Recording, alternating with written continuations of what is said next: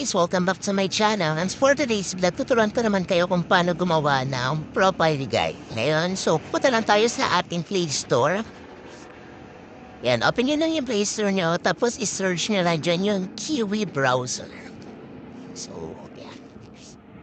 So, ayan, search nyo yung Kiwi browser. Nasa unahan yan, guys. Ayan, install lang natin. Pag na-install nyo na, open nyo na guys. Ayan.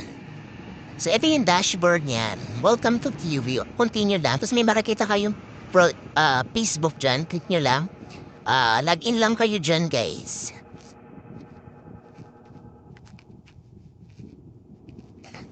So, kung nakalagin naman kayo, continue lang yun.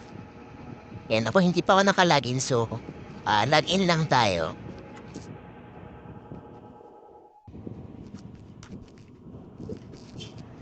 Ayan, so, okay lang natin. Ayan. So, pag nandito tayo sa Facebook, isa-search nyo lang natin dito sa taas. Dun sa may lock, dun sa, dyan. Isa-search lang natin. Sa pinapataas, search nyo lang ang multiple tools, Facebook. So, ayan. Ito. Search nyo ang multiple tools. Ayan. So, kapunta kayo dyan, click nyo lang yung nasa unahan, guys. Yung multi-tools. Ito, for Facebook. Chrome Web Store. So, click nyo lang yan.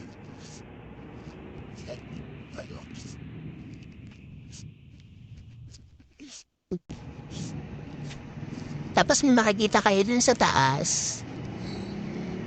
Click nyo lang yan.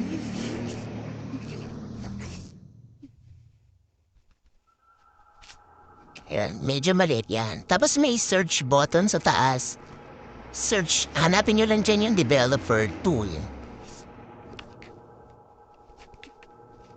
Kaya nalakihan ko. Ayan guys, developer tools.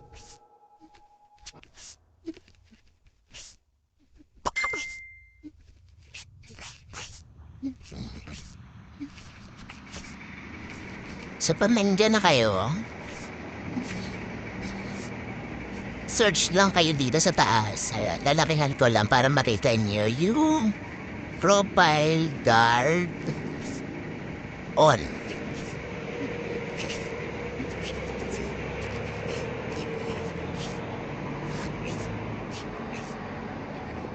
Ayan, search nyo lang.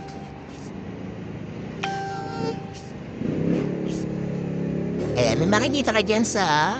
Ayan, dito na ako. Ayan, yung nasa unahan, yung may picture na yan, ikiklik nyo lang yan, guys. Ayan. Tapos may kulay blues dun sa taas, click nyo lang yun. Pumili yung pasantahin, okay nyo lang yan, guys.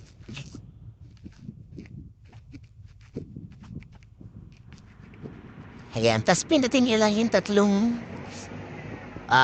bilog sa taas, ayan. Scroll up kayo. Pakita niyo yung profile picture guide. Ayan guys. Pag nandiyan na kayo, scroll nyo lang yung pataas. Scroll nyo pala yung pataas. Ayan, makikita nyo yung turn on. Turn on nyo lang guys. Yan, click nyo lang yan.